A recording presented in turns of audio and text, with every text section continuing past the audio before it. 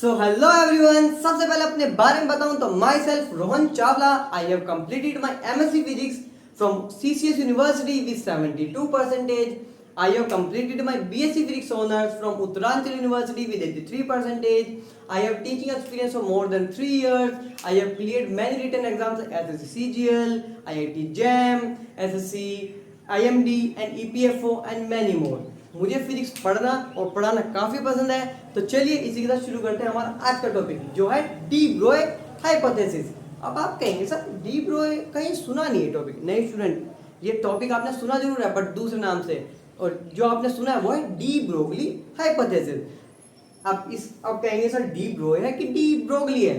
तो स्टूडेंट पहले मैं टॉपिक लिखता हूँ और सारी आपकी जो भी कंफ्यूजन है यहाँ क्लियर करेंगे। The topic is de Broglie hypothesis. तो स्टूडेंट डी ब्रोगली इंग्लिश में इसकी प्रोनाउंसिएशन है Broglie, but French this is an French word. तो फ्रेंच वर्ड है तो इसका करेक्ट प्रोनाउंसिएशन है क्या? De Broglie hypothesis. चलिए टॉपिक के बाद आगे बढ़ते हैं। तो इस टॉपिक से जुड़ी हुई एक बहुत मजेदार कहानी है जो कि मैं आपको बताऊंगा कि टॉपिक कैसा आया, ये हाइपोथेसिस कैसे बनी। लेकिन उस कहानी को जानने से पहले हमें एक छोटी चीज समझनी होगी, और वो ये है कि स्टूडेंट 1905 जब 1905 में फोटो इलेक्ट्रिक इफेक्ट हुआ था। मैं लिख देता हूँ फोटो इलेक्ट्रिक इफेक्ट 1905 1905 में हमारा फोटो इलेक्ट्रिक इफेक्ट हुआ, जिसने बताया था, जिस एक्सपेरिमेंट के थ्रू हमें पता लगा था कि जो लाइट है उसमें पार्टिकल नेचर भी है। लाइट एक वेव तो है ही, जो कि हम सबको पहले पता था साइंटिस्ट को, लेकिन उसमें पार्टिकल नेचर भी है। वो कहाँ से पता लगा? 1905 में फोटो इलेक्ट्रिक इफेक्ट से द्वारा। तो इसका मतलब क्या था? हमें पहले पता था लाइट इज वेव। क्या लाइट क्या करती है? वेव नेचर को फॉलो करती है, हमें पता था। किसके द्वारा पता लगा?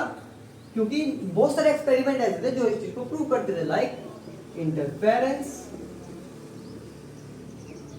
Diffraction and polarisation.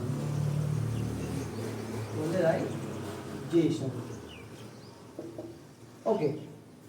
और 1905 के बाद क्या हुआ? हमें पता लगा कि लाइट क्या है? पार्टिकल नेचर भी लाइट में एग्जिस्ट करता है। ठीक है, तो ये कौन से एक्सपेरिमेंट्स के द्वारा हमें पता लगा? Photo electric effect, Compton effect, ये कुछ ऐसे एक्सपेरिमेंट्स थे जिन्होंने हमें बताया कि जो लाइट है वो पार्टिकल बिहेवियर भी शो करती है। Compton effect and black black body radiation. Okay, अब आप कहेंगे सर इससे क्या मतलब है? इन चीजों का डी ब्रोए हाइपोथेसिस से क्या मतलब है? स्टूडेंट मतलब है, और ये मजेदार कहानी मैं आपको बताने जा रहा हूं जिससे आपको पता लग जाए कहां से कनेक्शन जुड़े हुए हैं। तो हुआ क्या, जो डी ब्रोए थे उनके जो बड़े भाई थे मॉरिस डी ब्रोए, उन्हें फिजिक्स में काफी इंटरेस्ट था तो पढ़ते थे। और अपने जो छोटे भाई थे, ये छोटे भाई हैं जिन्होंने हाइपोथेसिस दी है, छोटे भाई हैं। तो बड़े भाई अपने छोटे भाई को बताते थे फिजिक्स के बारे में, जो काम से आते थे कि आज ये हुआ, फिजिक्स में ये हो रहा है, एक पार्टिकल नेचर आ गया, कॉम्पटन इफेक्ट के बारे में उन्होंने अपने छोटे भाई को बताया। तो क्या हुआ, जो डी ब्रोए थे ये हिस्ट्री के स्टूडेंट थे। ये क्या थे? हिस्ट्री स्टूडेंट थे। हिस्ट्री स्टूडेंट, यहाँ शॉर्ट में मैं लिख रहा हूँ, ये थे हिस्ट्री स्टूडेंट। लेकिन जब इनके बड़े भाई ने इनको फिजिक्स के बारे में इतना बताया तो इनका क्या हुआ, फिजिक्स करने का इंटरेस्ट डेवलप हो गया। उन्होंने हिस्ट्री वगैरह सब छोड़ दिया और फिजिक्स पे पढ़ाई करना शुरू कर दिया। उन्होंने इतने अच्छे से पढ़ा फिजिक्स में कि इन्होंने पीएचडी तक फिजिक्स में कर ली। और पीएचडी क्या होता है? पहले हम 12th करते हैं, फिर ग्रेजुएशन करते हैं, फिर पोस्ट ग्रेजुएशन करते हैं, उसके बाद हम क्या करते हैं? पीएचडी करते हैं। तो जो इनकी डॉक्टरेट डिग्री थी यानी पीएचडी थी, उन्होंने फिजिक्स में काम किया। पीएचडी में स्टूडेंट्स होता क्या है, हमें 4-5 साल 6 साल एक बड़े टॉपिक पे काम करना होता है, और क्या करना होता है उसके बारे में कोई थीसिस हमें लिखनी होती है या फिर साइंटिफिक पेपर पब्लिश करना होता है। तो जो इनका साइंटिफिक पेपर जो इन्होंने पब्लिश करा अपने 4-5 साल की मेहनत के बाद, वो इन्होंने ये दिया, यहां मैं लिख देता हूं, इन्होंने क्या बोला? Nature has symmetry. ये इन्होंने बोला अपनी थीसिस में, क्या बोला, नेचर है सिमेट्री। अब इसका क्या मतलब है? तो स्टूडेंट हुआ क्या, इन्होंने कहा, इन्होंने सोचा, जब इन्होंने काम किया फिजिक्स में, जब एक लाइट जो कि पहले वेव नेचर शो करती थी उस पे पार्टिकल नेचर भी है। लाइट वेव तो जो हमें पता था, लाइट क्या है, एक वेव है, रेडिएशन है। जब एक वेव पार्टिकल की तरह बिहेव कर सकती है तो नेचर में सिमेट्री होगी।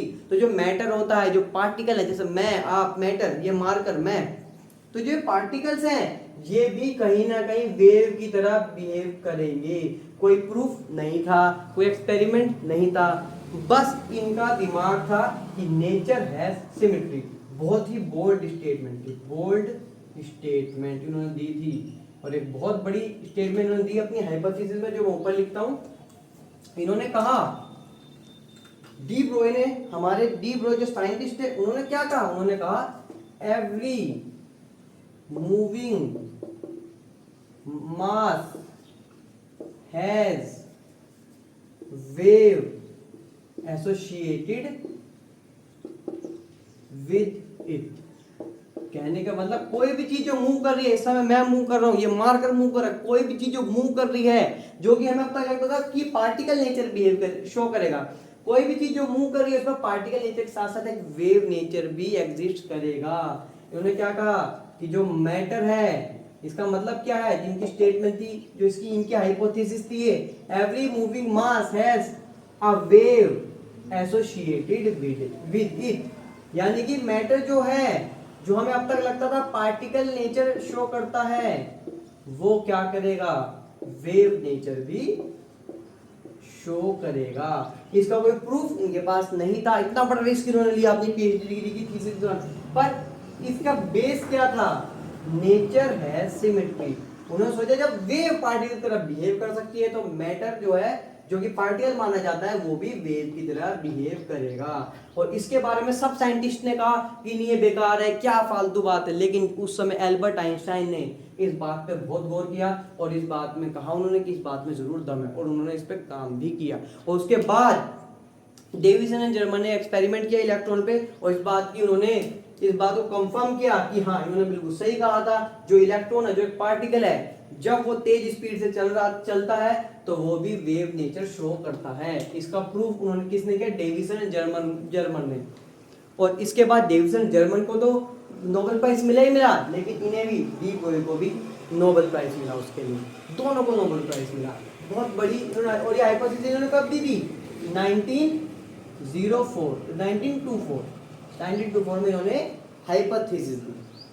ठीक है स्टूडेंट, अब आगे बढ़ते हैं। तो क्या बात इन्होंने बोली, every moving mass has a wave associated with it. चलिए आगे बढ़ते हैं। तो चलिए स्टूडेंट, इस टॉपिक को आगे बढ़ाते हैं। तो डी ब्रोली हाइपोथेसिस में क्या कहा उन्होंने, बहुत ही बोल्ड स्टेटमेंट दी अपनी पीएचडी रिसर्च में, every moving particle has a wave associated with it. यानी कि क्या, कि जिस तरह एक लाइट एक वेव थी, और जो वेव अगर पार्टिकल तरह बिहेवियर शो कर सकती है, तो यानी पार्टिकल मैटर भी, जो क्या है, मैटर जो अब तक पार्टिकल जाना जाता था, वो भी वेव की तरह बिहेव कर सकता है। और उन्होंने इसके लिए क्या इक्वेशन दिया, क्या फॉर्मूला दिया, lambda is equal to p upon h upon p. और यहाँ पे अब आप कहेंगे सर ये क्या है, तो बहुत ध्यान से समझेंगे। Lambda here is wavelength, h is Planck constant, जिसकी वैल्यू है around 6.626 10⁻⁻34 joule second inverse. Okay, और हमारा momentum, this is small p's momentum. Okay students, that is momentum. तो यहाँ पे हमने क्या देखा कि जो वेवलेंथ है वो मोमेंटम के साथ एसोसिएटेड है। यानी मोमेंटम किसका अब तक हमने पढ़ा था 9th क्लास में, 11th क्लास में किसका पढ़ा था हमने, 9th और 11th क्लास में हमने पढ़ा था कि मोमेंटम होता है मास का, मैटर का, और वेवलेंथ किसकी होती है, वेव की। और इस इक्वेशन से उन्होंने क्या कर दिया, दोनों चीजों को इंटररिलेट कर दिया। लेकिन अब आप कहेंगे कि सर हम भी तो चलते हैं, मैं मूव कर रहा हूं, हमारे अंदर तो वेवलेंथ तो दिखाई नहीं देती, ऐसा क्यों। चलो एग्जांपल ले लेता हूं आपके साथ। इसको रब करते हैं। मान लेते हैं एक लड़का है, यहाँ पे मैं एग्जाम्पल देता हूँ आपको। एक लड़का है, बॉय है, उसका वेट है 100 किलो और वो 10 मीटर पर सेकंड की वेलोसिटी से जा रहा है, 10 मीटर पर सेकंड की वेलोसिटी से आगे रनिंग कर रहा है। अब होगा क्या, अब आप कहेंगे सर ये चल रहा है मैटर चल रहा है, चलो इसमें वेव होगी, वेव बताओ, वेव तो कैसे निकालेंगे? इक्वेशन के according lambda equals h upon p small p, तो lambda equals h 6.2626 10 to the power -34।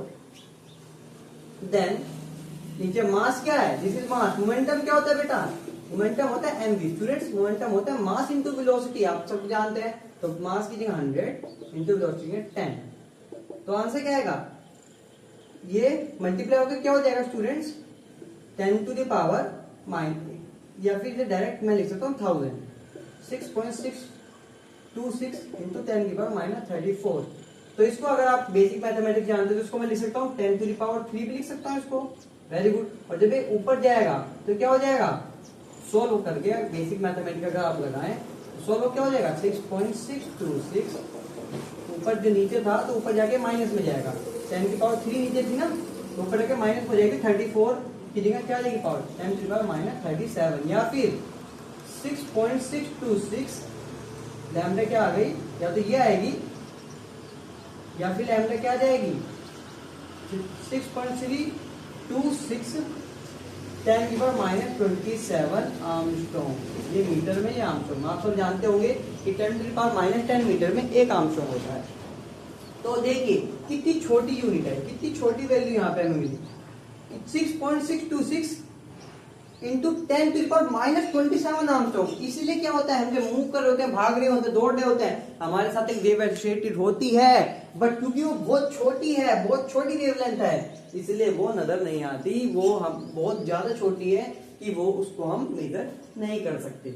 Okay, theoretically proof हमने निकाल सकते हैं, लेकिन उसको मेजर करना बहुत बहुत मुश्किल है। तो लेकिन इसके बाद क्या हुआ, डेविसन और जर्मर आए, उन्होंने एक्सपेरिमेंट करा इलेक्ट्रॉन पे, और क्या सामने आया कि हाँ इलेक्ट्रॉन जो कि पार्टिकल है उसके अंदर भी वेव नेचर होता है। उसकी जो वेव थी वो इतनी बड़ी नहीं थी, लेकिन इतनी थी उसको हमने मेजर किया, मेजरेबल उसकी वेवलेंथ है। कैसे, हम जानते हैं lambda equal to h upon p। और अभी इलेक्ट्रॉन के लिए देखते हैं, तो इलेक्ट्रॉन का मास क्या होता है, mass of electron that is 9.1 10 to the power -31 kg। Speed, velocity of electron, velocity 10 की पावर 6 मीटर पर सेकंड। ठीक है, आगे बढ़ते हैं। आप लैम्डा क्या निकलेगा 9.1 इंटू एच की वैल्यू लिखेंगे सबसे पहले स्टूडेंट्स 6.626 10 की पावर -34। पी क्या है, मोमेंटम, मास इंटू वेलोसिटी, तो मास क्या है 9.1 10 की power -31 kg into velocity is 10 to the power 6। अब इसको जब हम सोल्व करेंगे, बेसिकली मैं शॉर्ट में बताऊं तो कट की क्या जाएगा 7.33, कट क्या जाएगा स्टूडेंट 7.33 आर्मस्ट्रॉन्ग। कितना आएगा स्टूडेंट 7.33 आर्मस्ट्रॉन्ग। अब देखिए ये जो वैल्यू यहाँ पे दिख रही है स्टूडेंट, जो ये वैल्यू आपके पास है ये मेजरेबल वैल्यू है, ये काउंटेबल वैल्यू है, ये हम अपने इंस्ट्रूमेंट के थ्रू मेजर कर सकते हैं, नोटिसेबल वैल्यू है। तो इस जो एक्सपेरिमेंट हम डेविसन और जर्मन ने किया था वो यही किया था, इलेक्ट्रॉन पे इलेक्ट्रॉन की वेवलेंथ उन्होंने निकाली थी और उन्होंने साबित किया था पहली बार कि हाँ जो स्टेटमेंट है वो सही है, इलेक्ट्रॉन जो कि पार्टिकल है उसके पास भी वेव नेचर पॉसिबल है, उसके पास वेव नेचर होता है। और बहुत ही प्यारा सा